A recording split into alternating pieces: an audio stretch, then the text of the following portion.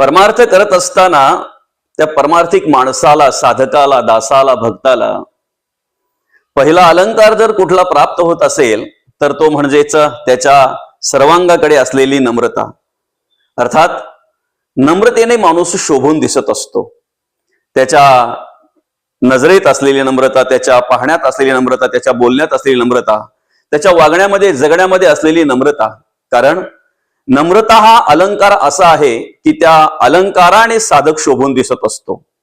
जसं लोखंडाला बर्बाद उद्ध्वस्त करण्यासाठी वेगळं काही करावं लागत नाही, लोखंडाचा गंजच लोखंडाला संपवित असतो, तसा माणसाचा अहंकारच माणसाला संपवित असतो, माणसाचा अभिमानच माणसाला संपवित असतो, वेगळं काही करायची गरज लागत नाही।